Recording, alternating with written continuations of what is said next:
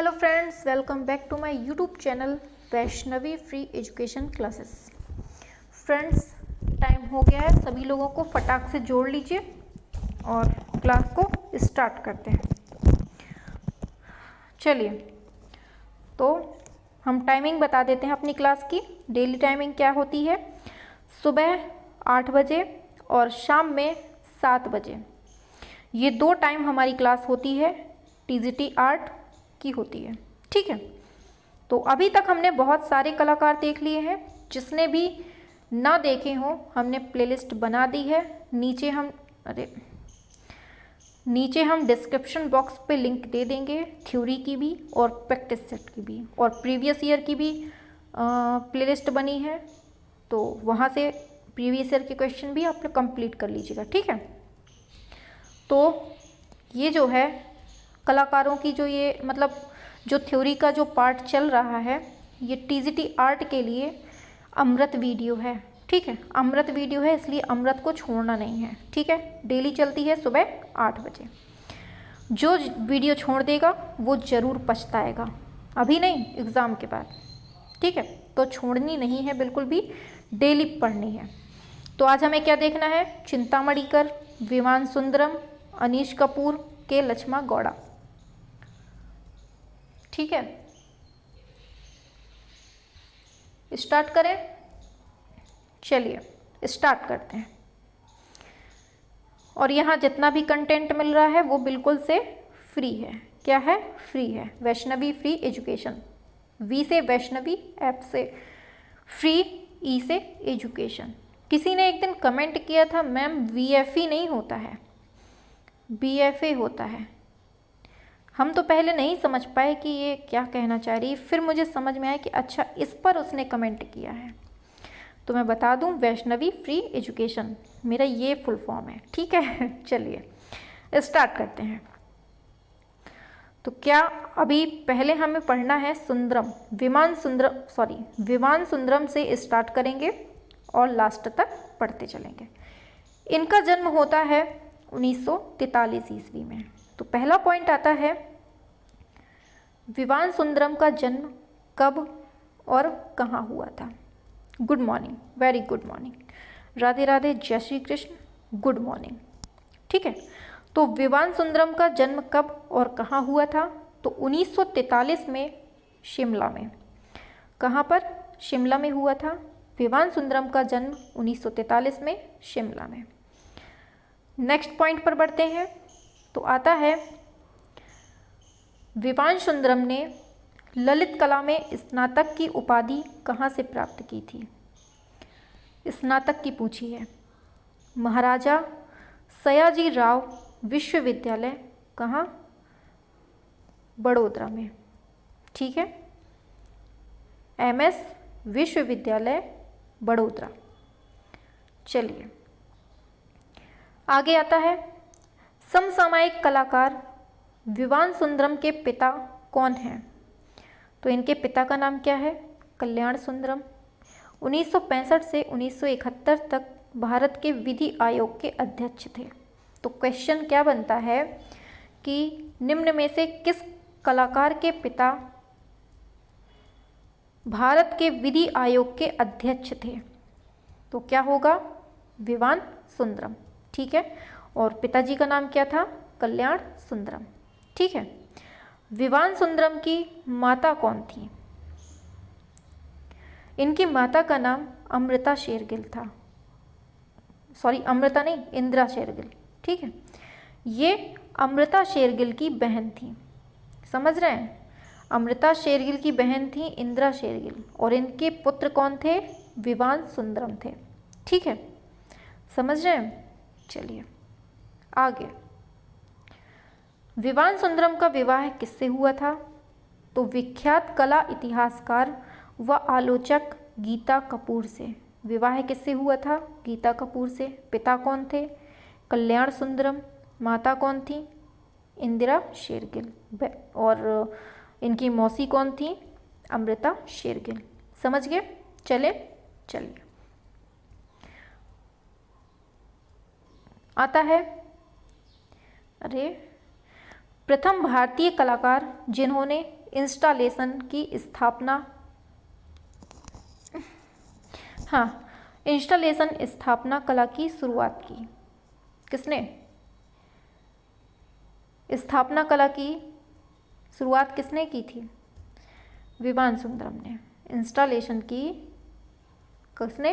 विवान सुंदरम ने। चलिए आगे बढ़ते हैं। तो देखिए ये चित्र दिया है, किसका चित्र है देख लेते हैं।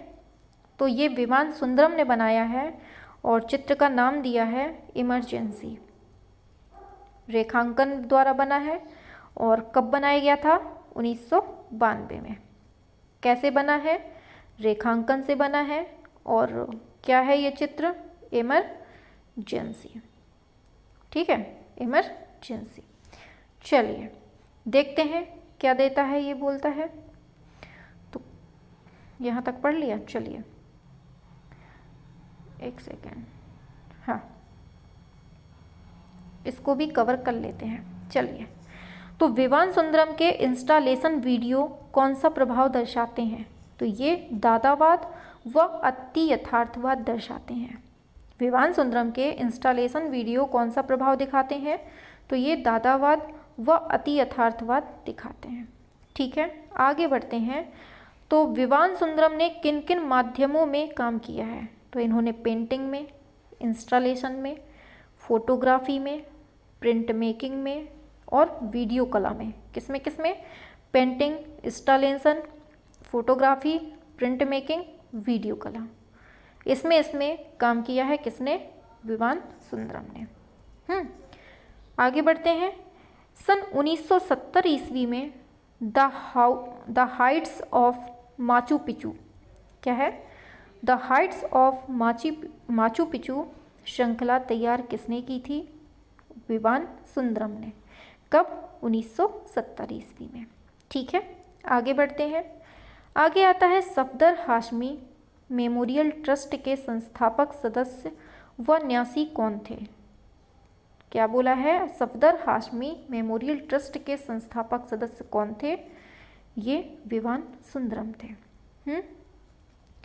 आगे आता है सन 1976 ईस्वी में किसने कासोली कला संस्था, क्या है?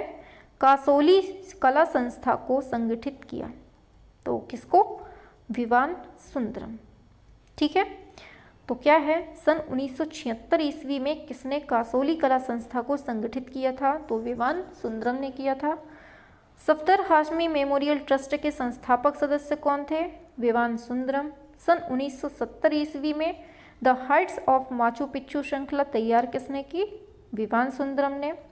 विवान सुंदरम किस माध्यम में काम करते थे? Painting, installation, photography, print making और वीडियो कला में, सॉरी कुछ भी बोल रहे हैं।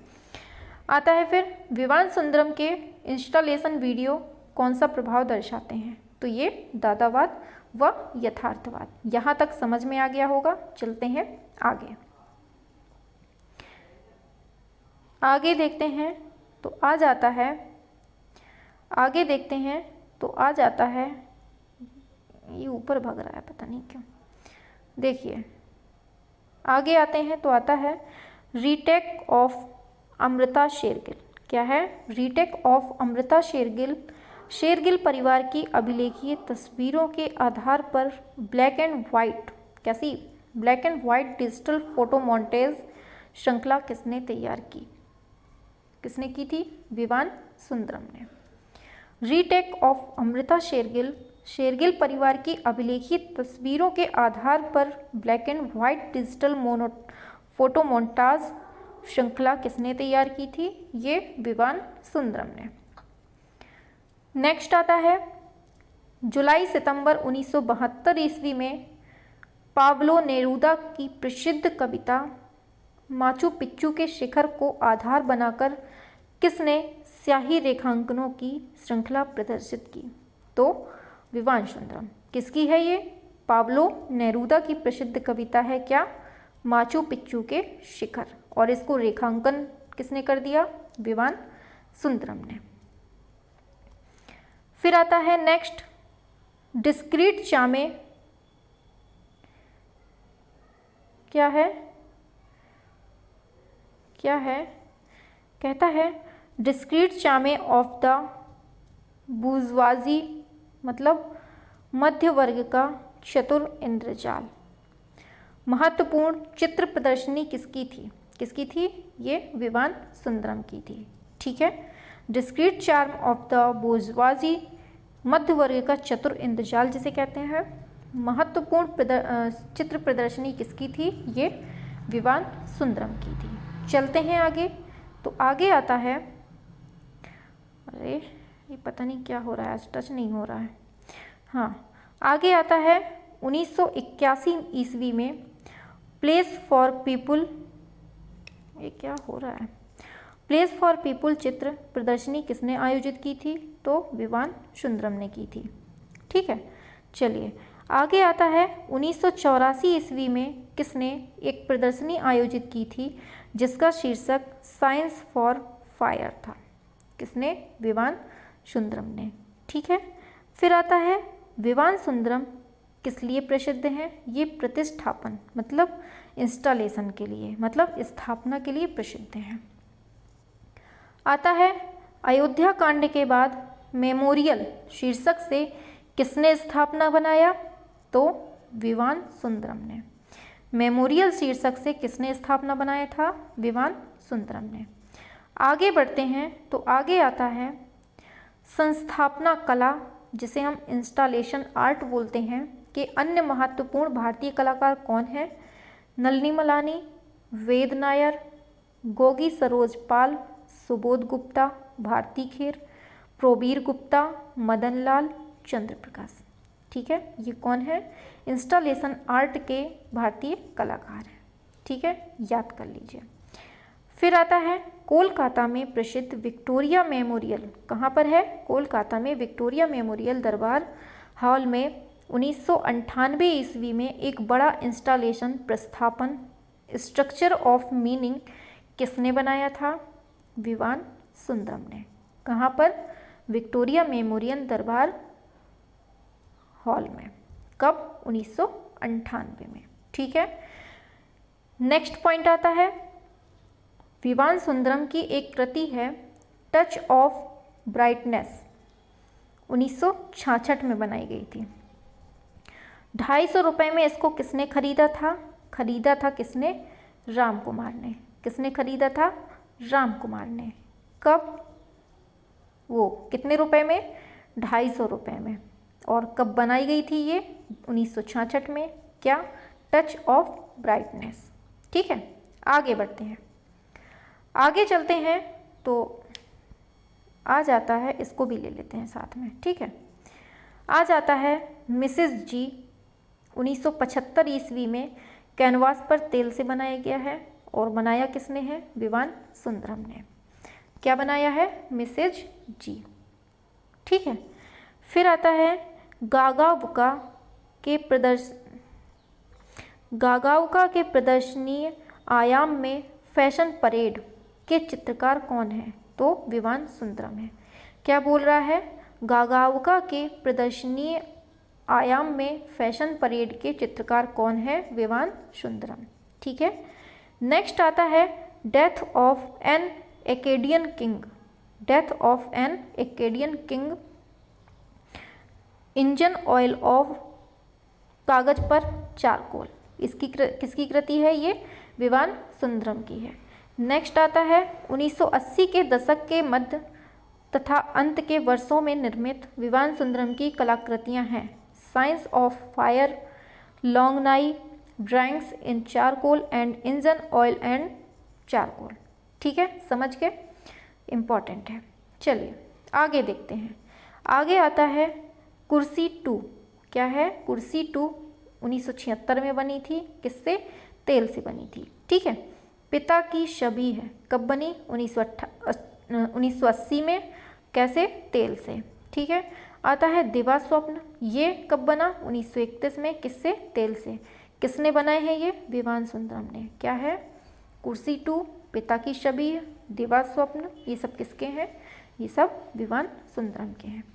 यहाँ से वर्तमान में विवान सुंदरम कहाँ रहते हैं? अभी ये कहाँ रहते हैं? ये नई दिल्ली में। तो यहाँ से विवान सुंदरम कंप्लीट हो जाते हैं। ठीक है, यहाँ से विवान सुंदरम से जितने क्वेश्चंस बनते हैं इम्पोर्टेंट सारे हमने कवर कर लिए हैं। ठीक है, देखिए जो यहाँ पर ईयर देता है ना, जैसे ये सन दे दिया 1931 में देवा स्वप्न बनाई गई थी, इनको बहुत अच्छे से टाइम पीरियड के साथ याद करते जाइए। केवल ये मत याद करिए कि कुर्सी 2 किसने बनाई है, कब बनाई है, कैसे बनाई है, ये भी इम्पॉर्टेंट होता है। शाम को आप जो क्वेश्चन सीरीज करते हैं तो वहाँ पर आप इसकी इम्पोर्टेंस देखते हैं। जब सवाल बनते हैं, जब क्वेश्चन आते हैं तो वहाँ आप लोग अटक जाते हैं। पता है क्यों अटकते हैं? क्योंकि आप केवल इतना पढ़ते हैं कि पिता की छवि किसने बनाई है, विवान सुंदरम ने। ये नहीं पढ़ते कि कब बनी थी और कैसे बनी थी। अगर आप ये भी पढ़ने लगें तो जितने भी क्रम वाले क्वेश्चन आते हैं वो आपसे पॉइंट टू पॉइंट बनने लगे, है ना। तो कमी यहीं पर रहती है, तो ये साथ में याद करते चला करिए। बाकी मैं अलग से एक वीडियो में मैराथन बनाकर बता दूंगी। ठीक है, चलिए फिर आते हैं चिंतामणि कर। क्या आते हैं? चिंतामणि कर। तो जन्म कब होता है? 1915 में। मृत्यु कब होती है? 2005 में। ठीक है, आता है चिंतामणि कर कौन थे? ये एक मूर्तिकार थे। कौन थे चिंतामणि कर? ये एक मूर्तिकार थे। ठीक है, इनका एक चित्र है, देख लीजिए, बहुत प्यारा है देखने में। चलिए, ये क्या है? इस चित्र में क्या दिखाया गया है? अनटाइटल्ड है। ये क्या है? अनटाइटल्ड है। किसका है ये? चिंतामणि कर का। चलिए आगे देखते हैं। आगे देखते हैं तो वैसे दिख तो रहा होगा ना, इतना ही करते हैं, ज़्यादा जूम में फिर एक ही एक पॉइंट देख पाते हैं। तो चिंतामणि कर का जन्म कब और कहाँ हुआ था? तो 1915 में खड़गपुर, पश्चिम बंगाल में। खड़गपुर, पश्चिम बंगाल में। चिंतामणि कर का विवाह किससे हुआ था? अमीना कर से। किससे? अमीना कर से। फिर चिंतामणि कर ने पेंटिंग व मूर्ति शिल्प का अध्ययन किस संस्था से किया था? Indian society of oriental art, Kolkata से। कहाँ से? Indian society of oriental art, Kolkata से। फिर आता है चिंतामणि कर ने मूर्तिकला की शिक्षा किससे प्राप्त की थी? गिरिधारी महापात्रा तथा विक्टर जियोवानेल्ली से। किससे? गिरधारी महापात्रा तथा विक्टर जियोवानेल्ली से। ठीक है, तो यहाँ तक पढ़ लिया, कोई समस्या नहीं होगी, क्योंकि बहुत पॉइंट टू पॉइंट चल रहे हैं, बहुत स्लो चल रहे हैं, ताकि माइंड में सेट होता चले। इसीलिए धीरे धीरे चल रहे हैं कि जितना देर तक सामने पॉइंट रहेगा आपके माइंड में उतना ही ज़्यादा छपता जाएगा। चलिए, गिरधारी महापात्रा कौन थे? ये उड़ीसा के परंपरागत मूर्तिकार थे। ठीक है, मूर्तिकार। आता है 1938 ईस्वी में चिंतामणि कर मूर्तिकला में उच्च शिक्षा लेने कहाँ गए थे? एकेडमी ए ला ग्रांडे चौमीरे, पेरिस। कहाँ? पेरिस में। ठीक है, फिर नेक्स्ट आता है चिंतामणि मूर्तिकार के साथ साथ कौन विधा में पारंगत थे? ये मूर्तिकार भी थे प्लस चित्रकार भी थे। कौन कौन थे? मूर्तिकार प्लस चित्रकार थे। ठीक है, नेक्स्ट आता है चिंतामणि कर ने चित्रकला की शिक्षा किससे प्राप्त की थी? तो इन्होंने क्षितिन्द्रनाथ मजूमदार से। किससे ली थी? क्षितिन्द्रनाथ मजूमदार की ये शिष्या थी। ठीक है, आगे बढ़ते हैं। चिंतामणि कर ने अपने मूर्ति शिल्पों का निर्माण किया किसमें? अमूर्त शैली में। चिंतामणि कर का माध्यम कौन सा था? धातु, टेराकोटा, प्लास्टर व काष्ठ था। क्या क्या? धातु, टेराकोटा, प्लास्टर व काष्ठ था। आगे बढ़ते हैं। 1956 से 73 ईस्वी के बीच चिंतामणि कर प्रधानाचार्य रहे कोलकाता के गवर्नमेंट कॉलेज ऑफ आर्ट। ठीक है, कब? 1956 से 73। आगे देखते हैं। चिंतामणि कर द्वारा लिखित पुस्तक का नाम क्या है? क्लासिकल इंडियन स्कल्पचर व इंडियन मेटल स्कल्पचर। कौन कौन था? क्लासिकल इंडियन स्कल्पचर व इंडियन मेटल स्कल्पचर। ठीक है, आगे चलते हैं। तो आगे आ जाता है पॉइंट किस, एक सेकेंड, थोड़ा सा और वो कर लेते हैं तो ये आ जाएगा।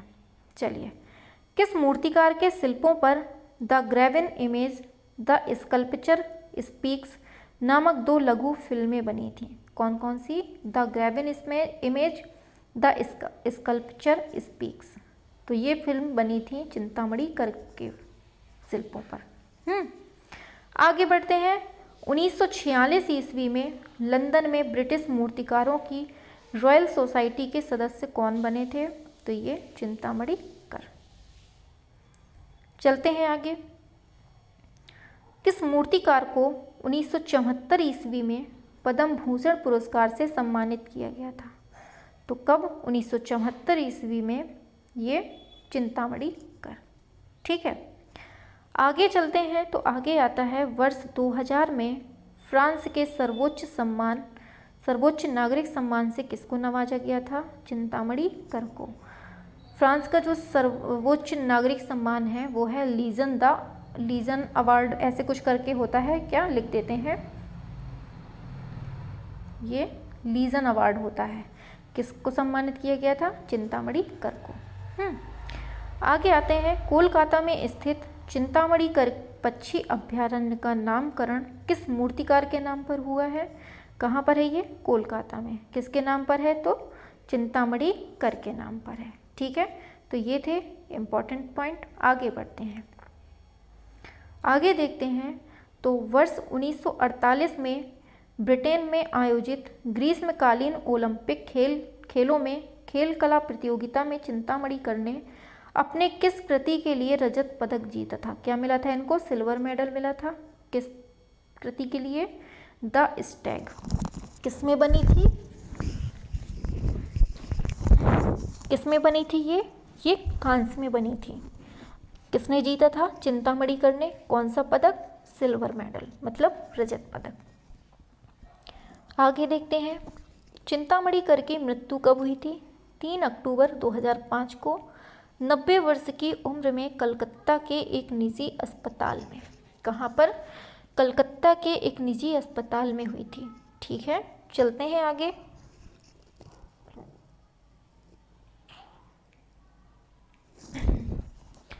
चिंतामणि कर की प्रसिद्ध मूर्ति शिल्प उड़ान महोगनी काष्ठ में बनी है, और महोगनी एक प्रकार की लकड़ी है। ठीक है, कहाँ सुरक्षित है?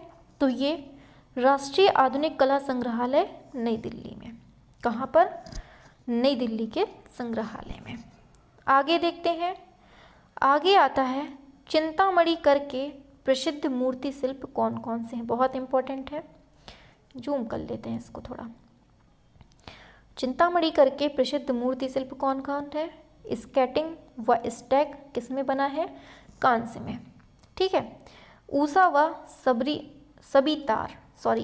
व सबितार ये टेराकोटा में है, और ड्राइड्स 1964 में बना है टेराकोटा माध्यम में। बैठी हुई नारी आकृति है जो, ये टेराकोटा में बनी है। चिंतामणि कर के जो मूर्ति शिल्प हैं स्केटिंग व स्टैग, ऊषा व सबितार, ड्राइड्स, बैठी हुई नारी आकृति। ठीक है, तो ये सब किसकी थी? चिंतामणि कर की। यहाँ से हमारे जो चिंतामणि कर हैं वो कंप्लीट हो जाते हैं। अब हम यहाँ से आगे नेक्स्ट कलाकार के बारे में पढ़ते हैं, के लक्ष्मा गौड़। ठीक है, के लक्ष्मा गौड़, इनका जो टाइम पीरियड है वो है 1940 ईस्वी। समझ रहे हैं? कहीं कोई समस्या? चलिए, के लक्ष्मा गौड़ मुख्यतः कौन है? ये एक ग्राफिक चित्रकार हैं। कौन है? ग्राफिक चित्रकार हैं। फिर आता है के लक्ष्मा गौड़ का जन्म कब और कहाँ हुआ था? तो 1940 ईस्वी को निज़ामपुर आंध्र प्रदेश में, जो कि अब तेलंगाना में है। कब होता है? 1940 में।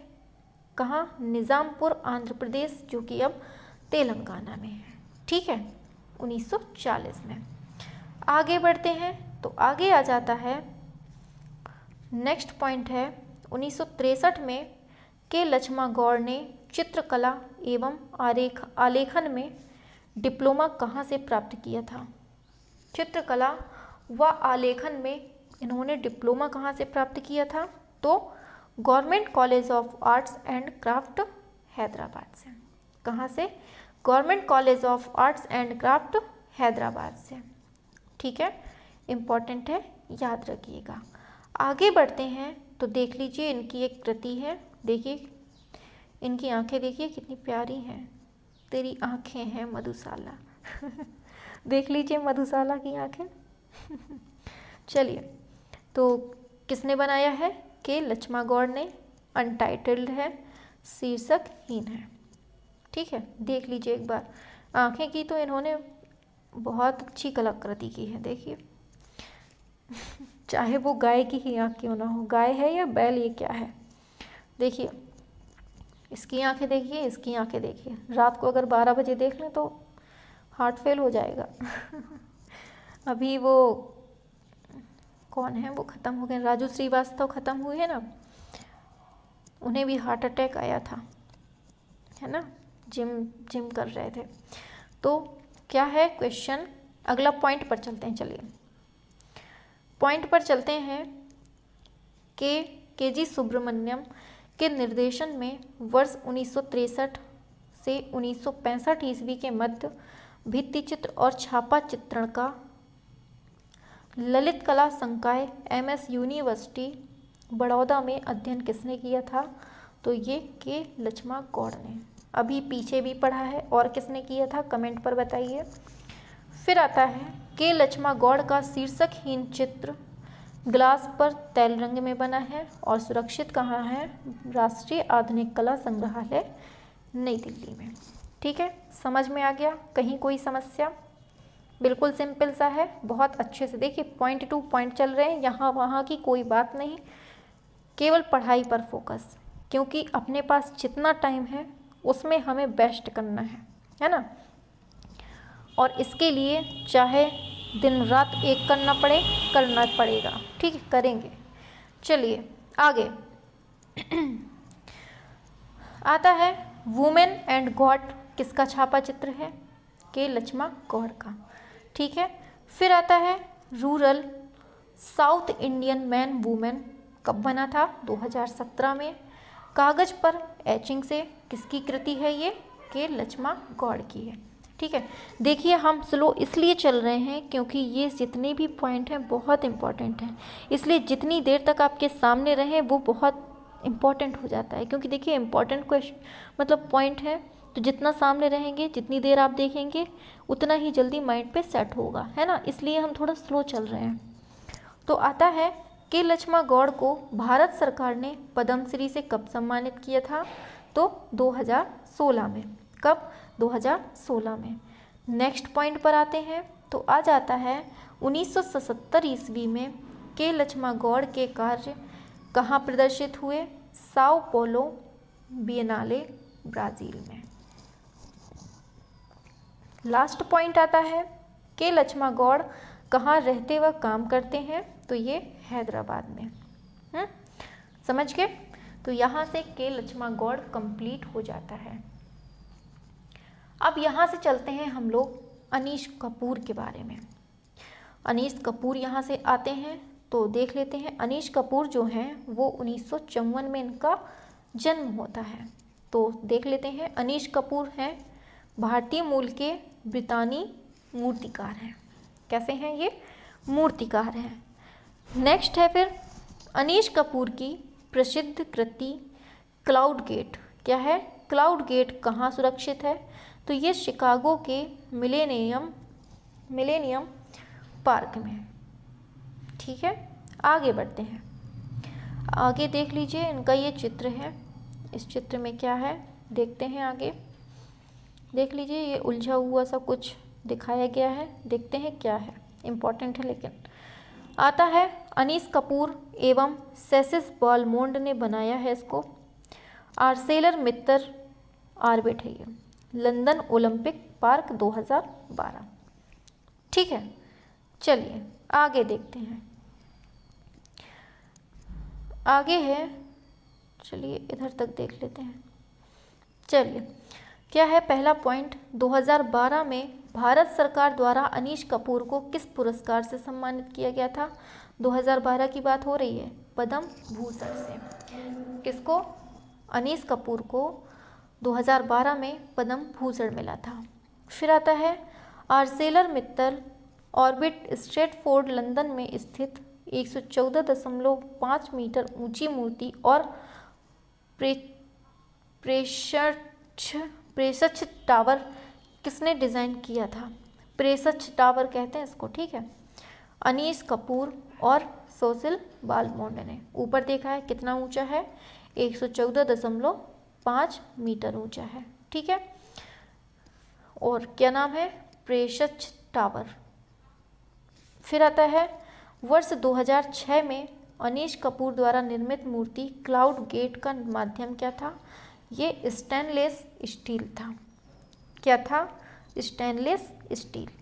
फिर आता है सार्वजनिक मूर्ति at the hub of the things, 1987 में बनी है। किसके द्वारा निष्पादित की गई है? तो ये अनीश कपूर के द्वारा। चलते हैं आगे।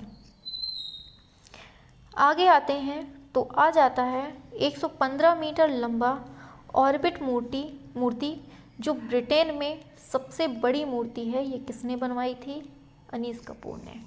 अनीश कपूर ने ब्रिटेन में सबसे बड़ी मूर्ति ऑर्बिट मूर्ति जो कि 115 मीटर लंबी है बनवाई थी। किसने? अनीश कपूर ने। फिर आता है ऑर्बिट मूर्ति का निर्माण अनीश कपूर ने किया था 2012 ओलंपिक खेलों के लिए। तो ऑर्बिट मूर्ति का निर्माण किस लिए किया था? 2012 के ओलंपिक खेलों के लिए, ठीक है। किसी को पता है 2012 में ओलंपिक खेल किस जगह हुए थे? चलिए आगे बढ़ते हैं।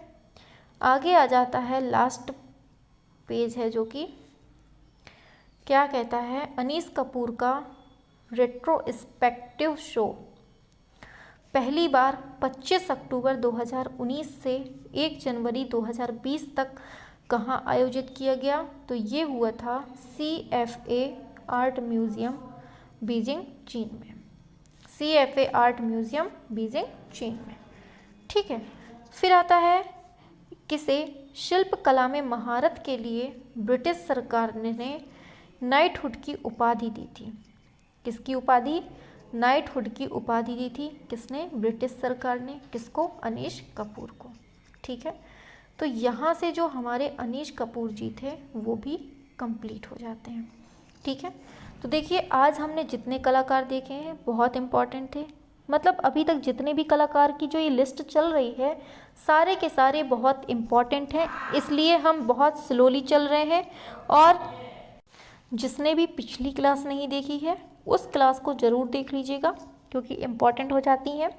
मैं प्लेलिस्ट में नीचे प्लेलिस्ट की लिंक शेयर कर दूंगी तो आप वहाँ से जुड़ जाइएगा।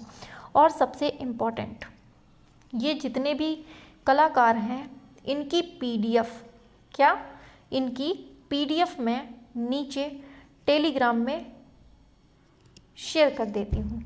डेली जो इसकी PDF जितने भी कलाकार करवाए हैं इनकी PDF मैं टेलीग्राम में शेयर कर देती हूँ। तो अगर आप टेलीग्राम में नहीं ऐड हैं तो नीचे मैं लिंक दे दूँगी, आप वहाँ से ऐड हो जाइएगा, ठीक है। और जिसने भी अभी तक चैनल को सब्सक्राइब ना किया हो तो सब्सक्राइब कर लीजिए और सभी तक शेयर कर दीजिए, ठीक है। और सभी से सब्सक्राइब करवा लीजिए क्योंकि सभी तक इम्पॉर्टेंट इस नोटिफिकेशन का पहुंचना बहुत ज़रूरी हो जाता है। क्योंकि देखिए एग्ज़ाम का टाइम है, कब एग्ज़ाम हो जाए कोई पता नहीं है, डेट कब आ रही है किसी को पता नहीं है। जिस दिन आ जाएगी समझ लीजिएगा कि अब कुछ नहीं हो सकता है, अब सीधे आपको पेपर देने जाना है, ठीक है। तो पढ़ते रहिए, मस्त रहिए, एकदम खुश रहिए और अपनी तैयारी को बेस्ट रखिए। चलिए फिर बाय बाय, शाम को मिलते हैं।